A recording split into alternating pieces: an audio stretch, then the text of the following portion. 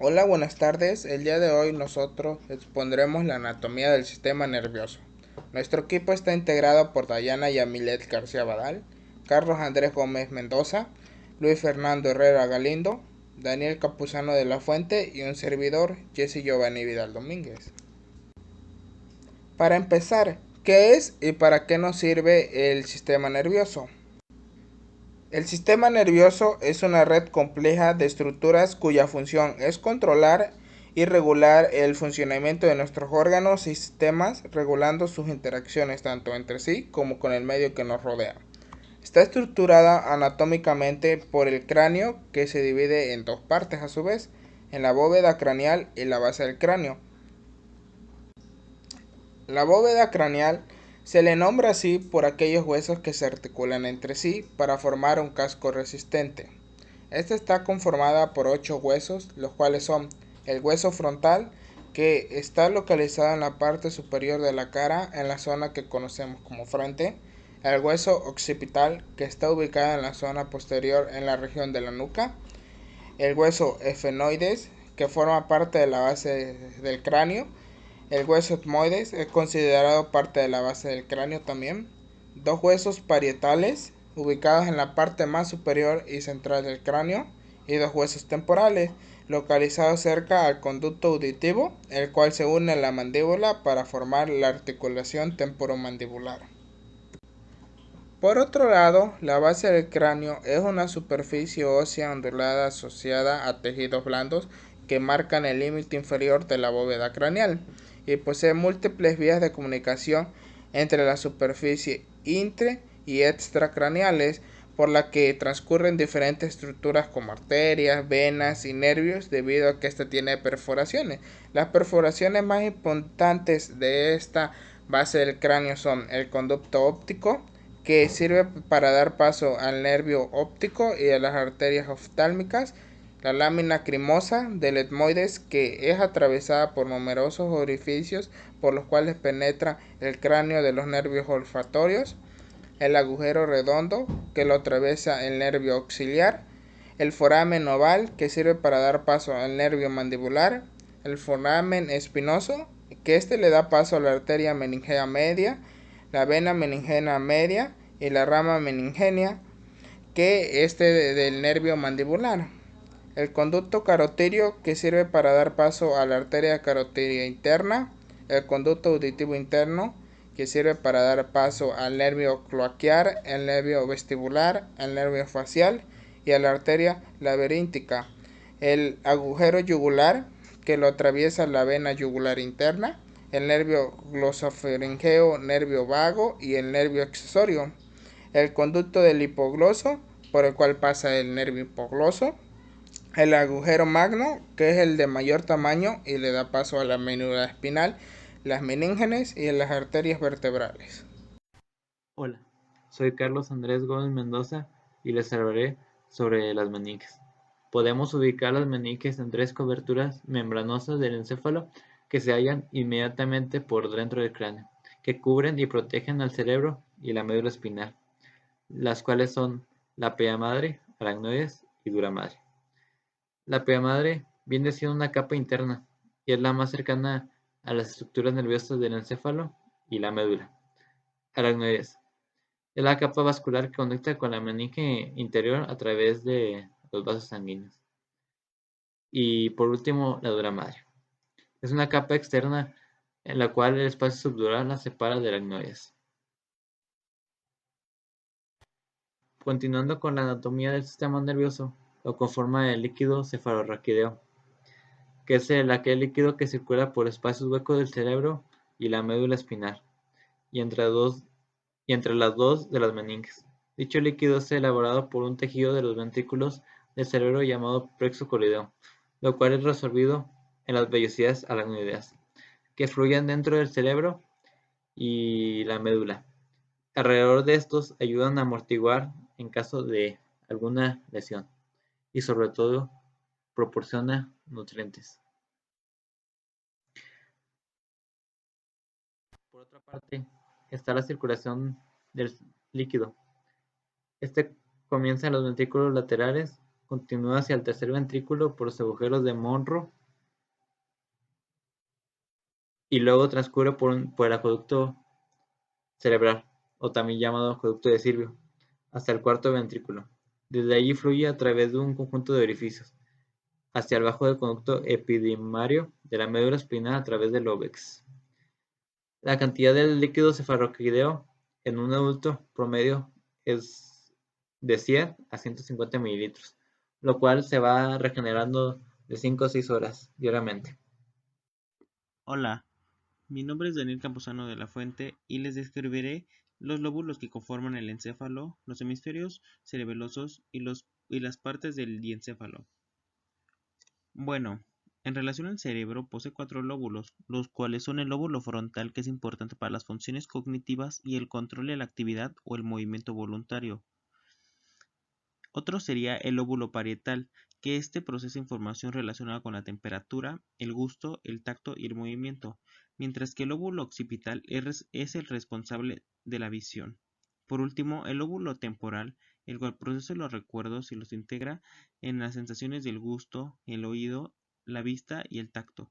Por lo consiguiente, estos lóbulos cubren la superficie del encéfalo, y recordemos que los lóbulos reciben su denominación por los huesos del cráneo sobre los que descansan. De igual forma, la corteza cerebral se refiere al extracto exterior del cerebro, donde lo conforma una capa formada por una fina película de tejido nervioso que envuelve la superficie de los hemisferios cerebrales. En cuanto al cerebelo, se encuentra situado en el interior de la fosa craneal posterior, ubicándose detrás del puente y médula oblongada. La corteza del cerebelo se divide en dos hemisferios cerebelosos, del mismo modo en el que el córtex cerebral se divide en un hemisferio derecho y otro izquierdo, los cuales están compuestos de sustancia gris. En el medio de estos hemisferios se encuentra una región llamada vermis, que viene siendo una franja vertical que une ambas partes y las conecta entre sí. Los hemisferios cerebelosos funcionan en conjunto con el cerebro para poder coordinar los movimientos voluntarios del cuerpo. El vermis, por el contrario, se encarga más de la coordinación de los movimientos corporales estereotipados e inconscientes, operando principalmente en asociación con el tronco encefálico y la médula espinal. Posteriormente, el diencéfalo se encuentra casi completamente oculto a partir de la superficie del encéfalo. Este se divide en tálamo, el cual es una gran masa de forma ovoide de sustancia gris que está situada a ambos lados del tercer ventrículo. Su función primordial del tálamo es retransmitir el motor y señales sensoriales a la corteza cerebral, mientras que el hipotálamo es una zona del cerebro que produce hormonas que controlan, por ejemplo, la temperatura corporal y el hambre. Este está situado en el área ventral del cerebro, entre la glándula pituitaria y el tercer ventrículo. Por consiguiente, el subtálamo se le conoce como la región motora del diencéfalo. Su función primordial es dirigir las funciones motoras involuntarias como los reflejos, la locomoción, el control postural. Está situado en una región cerebral constituida por varios núcleos de sustancia gris y de sustancia blanca. Por otra parte, el epitálamo es aquel que regula los ritmos circadianos, nuestro descanso nocturno e incluso el ahorramiento de energía. Asimismo, participa en la gestión de la emoción y la motivación. Está ubicado sobre y detrás del tálamo, lo cual está constituido por la glándula pineal, trígono de Avenula y las estrías medulares, mientras que el metálamo está constituido por el cuerpo geniculado medial y el cuerpo geniculado lateral en cada lado. El cuerpo geniculado medial actúa como una estación de retransmisión de los impulsos nerviosos entre el pedúnculo inferior y la corteza auditiva, mientras que el cuerpo geniculado lateral acomoda las terminaciones de las fibras de la vía óptica. El metálamo está ubicado por debajo del extremo caudal de la zona dorsal del tálamo. Por último, el tercer ventrículo es la cavidad del diencéfalo, ocupado por el líquido cefalorraquídeo que baña las estructuras del diencéfalo. Tiene funciones endocrinas, al permitir la difusión de sustancias y hormonas que son filtradas al líquido cefalorraquídeo desde la sangre a través de la eminencia media. El tercer ventrículo está localizado por debajo de los ventrículos laterales, en medio de las masas diencefálicas, que tienen forma de cubo irregular, donde se describen un piso y un techo, una pared anterior y otra posterior y dos paredes laterales. Hola, mi nombre es Dayana Yamilet García Badal y voy a hablarles sobre el tallo cerebral y el cuerpo estriado. El tallo cerebral o tronco encefálico se encuentra constituido por el mesencéfalo, la protuberancia anular y el bulbo raquídeo, Este constituye la mayor ruta de comunicación del cerebro, la médula espinal y de los nervios periféricos. En cambio, el cuerpo estriado está formado por dos secciones principales, el estriado dorsal y el estriado ventral. Se ubican en la base de cada hemisferio. El primero incluye el putamen, el globo pálido y los núcleos caudado y lenticular, mientras que el estriado ventral lo forman el núcleo accumbens y el bulbo olfatorio. El putamen es una estructura cerebral situada en el telencéfalo muy implicada en la regulación y en el control del movimiento y que junto al núcleo caudado forma el cuerpo estriado dorsal, formando parte de los ganglios basales. El globo pálido es una región cerebral que se encuentra en las profundidades del cerebro anterior.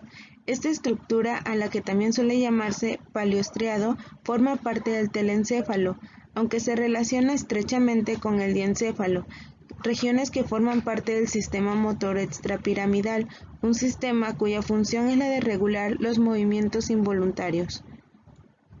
El núcleo caudado forma parte del cuerpo estriado dorsal y se encuentra en el centro del cerebro, cerca del tálamo. Poseemos dos núcleos caudados, uno en cada hemisferio, y su forma es la de una C dividida en la zona de la cabeza, el cuerpo y la cola.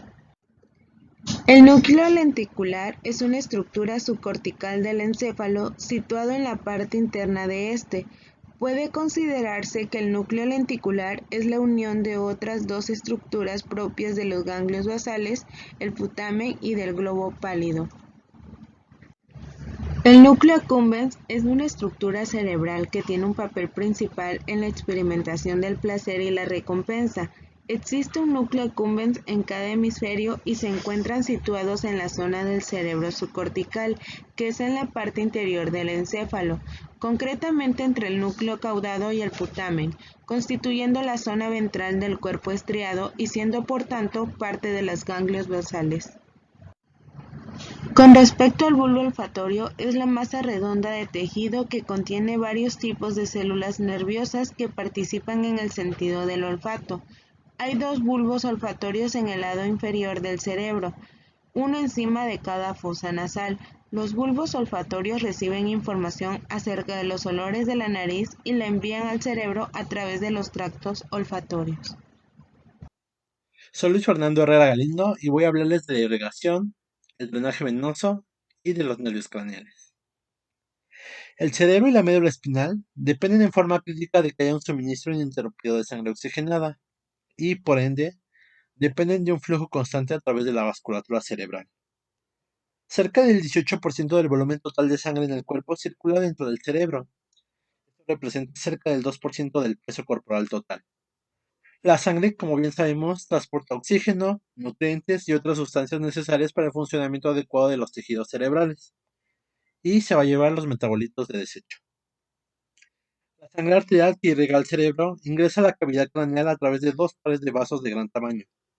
Las arterias carótidas internas, que son ramificaciones de las carótidas comunes, y las arterias vertebrales, que surgen a partir de las arterias subclavias. El sistema arterial vertebral irriga el tronco encefálico, cerebelo, lóbulo occipital y partes del tálamo. Y las carótidas normalmente irrigan al resto del mesencéfalo. Las carótidas se encuentran interconectadas por las arterias cerebrales anteriores y por la arteria comunicante anterior. Las carótidas también están conectadas a las arterias cerebrales posteriores del sistema vertebral por medio de dos arterias comunicantes posteriores que forman parte del polígono de Willis. Como se observa desde la imagen del lado derecho, el polígono de Willis es la confluencia de vasos que van a formar un hexágono de la que surgen todas las arterias cerebrales principales. Está alimentado por el par de arterias carótidas y por la arteria basilar. Al completarse el polígono, contiene una arteria comunicante posterior a cada lado y una arteria comunicante anterior. La arteria cerebral media va a irrigar muchas estructuras profundas y gran parte del aspecto lateral del cerebro. Se divide en diversas ramificaciones de gran tamaño que viajan por la cisura de Silvio, pasando sobre la ínsula, antes de alcanzar la convexividad del hemisferio. La arteria cerebral anterior y sus ramificaciones cursan alrededor de la rodilla del cuerpo calloso para irrigar el lóbulo frontal anterior y el aspecto medial del hemisferio. La arteria cerebral posterior da vuelta alrededor del tronco encefálico e irriga principalmente al lóbulo occipital y los plexos coroides de los ventrículos tercero, lateral, la superficie inferior del lóbulo temporal también. El drenaje venoso y sus membranas incluyen a las venas del cerebro propiamente dicho, los senos venosos, las venas meningias de la dura madre y las venas diploicas. Las venas emisarias drenan desde el cuero cabelludo a través del cráneo hacia las venas meningias y senos durales de mayor tamaño. Existe comunicación entre la mayoría de estos canales. A diferencia de las venas sistémicas, las venas cerebrales no tienen válvulas y rara vez acompañan las arterias cerebrales correspondientes. El interior del cerebro se drena en una única gran vena cerebral central, que se encuentra bajo el esplenio del cuerpo calloso. Las venas cerebrales internas se vacían en esta vena, como también la hacen las venas que rodean el lado del mesencéfalo, drenando la base del prosencéfalo.